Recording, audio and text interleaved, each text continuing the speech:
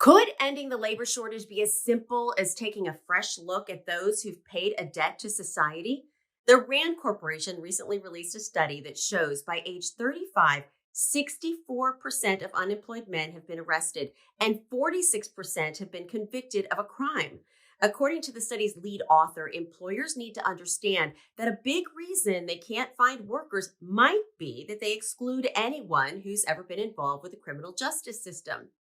With as many as 1 in every 3 American adults having been arrested at some time in their life, researchers suggest it would benefit employers to seriously consider ways to offer people a second chance. Obviously, some positions don't allow for applicants with criminal records, but the team behind the study reminds us not every job requires such a red line. Conducting a thoughtful review of each candidate based on the specific requirements for the role they're seeking helps everyone involved. The applicants get evaluated fairly, while employers strengthen and diversify their teams. Some background screening providers offer tools to automate and streamline role-based screening, such as Sterling's Client Matrix application that applies role-specific screening criteria based on employer requirements.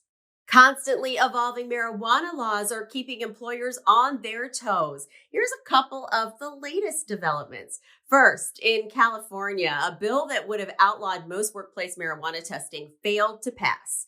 Assembly Bill 1256 would have banned the use of hair and urine testing because they don't show impairment. They only show that someone has used marijuana in the past.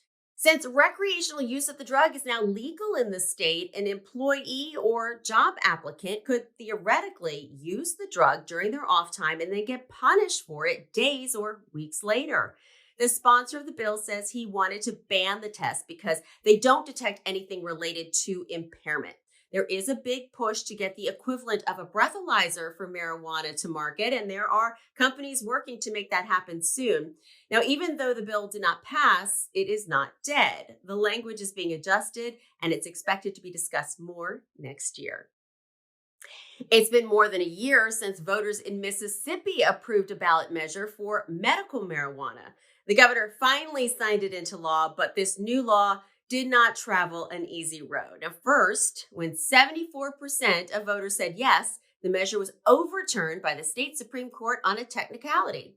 Lawmakers on both sides of the aisle jumped into action and tried to uphold the will of the people. But once presented a final bill, the governor threatened a veto over the quantity of the drug patients would be allowed to buy.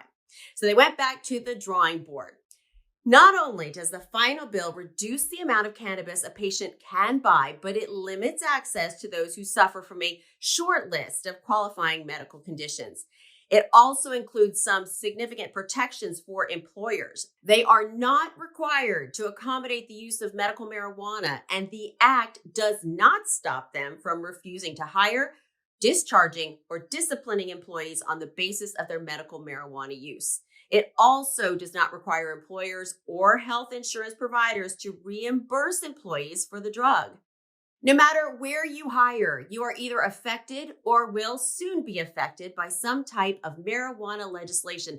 This makes it so important for employers to review their drug and background screening policies regularly. Employers should also consult with their legal counsel to make sure their screening programs are in line with all new laws and regulations. And we know it's confusing. That's why we're there for you. So stick with us and we'll see you next time. Have a great weekend, everybody.